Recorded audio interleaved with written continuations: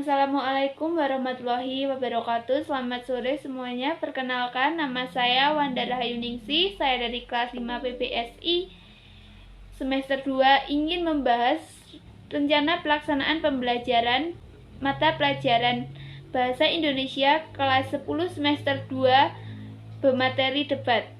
Untuk selanjutnya bisa disimak di video selanjutnya.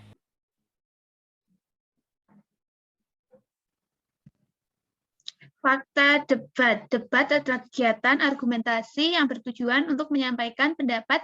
Yang debat ialah adanya perbedaan pendapat oleh pihak-pihak yang meyakini pendapatnya merupakan suatu kebenaran.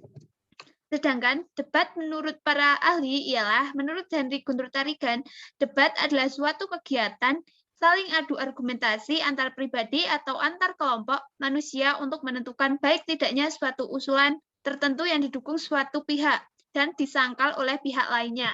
Sedangkan oleh P. Doriwur Henricus, debat adalah saling adu argumentasi antar pribadi atau antar kelompok manusia dengan bertujuan menyampaikan kemenangan untuk satu pihak. Selanjutnya, G.S. Kamdi. Debat adalah suatu perbahasan atau tukar pendapat tentang suatu pokok masalah di mana setiap peserta memberikan alasan untuk mempertahankan pendapatannya. Menurut Asididipo Jojo, debat adalah suatu proses komunikasi lisan yang dinyatakan dengan bahasa untuk mempertahankan pendapat. Setiap pihak yang berdebat dinyatakan argumentasi dan alasan dengan cara bertentu agar pihak lain berpihak padanya. Yang terakhir, menurut Sukadi, debat adalah suatu kegiatan saling adu argumentasi antar pribadi atau antar kelompok manusia dengan bertujuan mencapai kemenangan. Ciri-ciri debat. Yang pertama, adanya proses saling mempertahankan pendapat antar kedua pihak. Yang kedua, adanya adu argumentasi untuk bertujuan untuk memperoleh kemenangan. Yang ketiga, hasil debat diperoleh melalui voting atau keputusan juri. Yang keempat, sesi tanya-jawab bersifat terbatas dan bertujuan untuk menjatuhkan lawan pihak.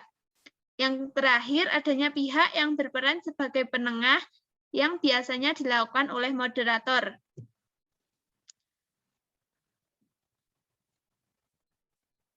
Fungsi-fungsi dan manfaat debat. Yang pertama, untuk melatih mental dan keberanian. Yang kedua, untuk meningkatkan kemampuan solutif. Yang ketiga, untuk memantapkan pemahaman konsep. Dan yang keempat, untuk melatih sikap kritis.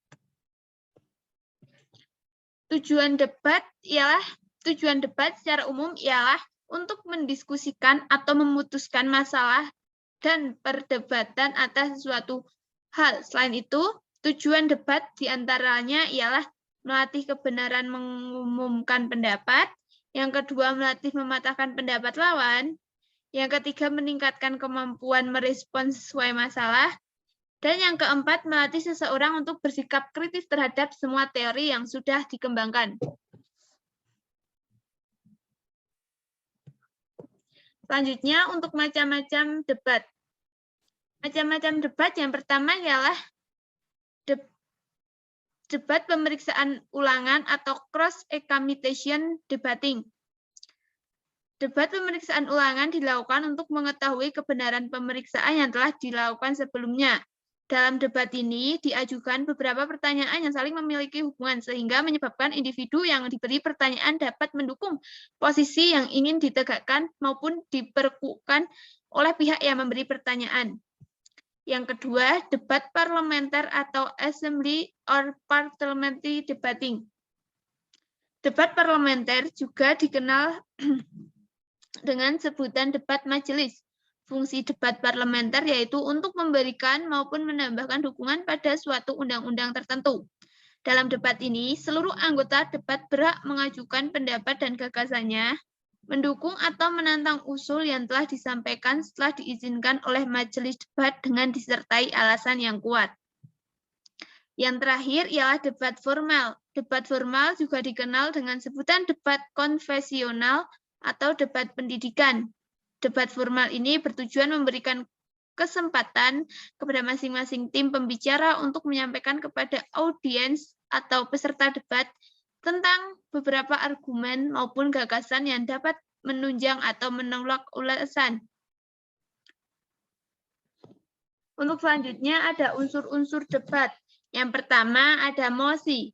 Dalam debat harus ada mosi yang akan diperdebatkan. Mosi merupakan suatu hal atau topik yang akan diperdebatkan oleh para peserta debat. Yang kedua, tim afirmatif. Tim afirmatif adalah tim yang setuju dengan topik perdebatan mosi. Tim afirmatif biasanya disebut dengan pihak pro. Pihak pro ini akan menjelaskan uraian mengenai alasan setuju terhadap mosi yang dibahas tersebut. Selanjutnya, tim negatif. Tim negatif merupakan lawan atau tim yang tidak setuju terhadap topik mosi. Tim negatif biasa disebut dengan pihak kontra. Pihak kontra akan memberikan sanggahan terhadap pernyataan yang dilontarkan dari pihak tim pro. Selanjutnya, tim netral.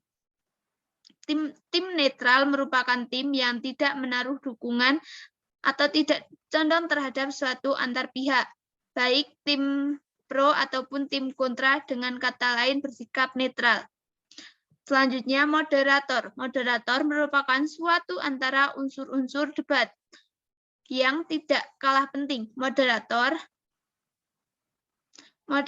dalam debat adalah orang yang memimpin atau membantu jalannya perdebatan, mulai membacakan tata tertib debat, mengajukan pertanyaan, serta menangani adu perdebatan peserta debat. Selanjutnya, yang keenam, peserta debat. Peserta debat, ada beberapa kesempatan peserta debat berhak menentukan keputusan akhir bersama juri debat lewat proses voting ataupun pemungutan suara. Yang terakhir, penulis. Unsur-unsur debat yang terakhir ialah penulis. Dalam debat terdapat penulis, yaitu orang yang bertugas mencatat atau menulis kesimpulan dari debat tersebut. Sekian penjelasan dari saya, kurang lebihnya mohon dimaafkan. Wassalamualaikum warahmatullahi wabarakatuh.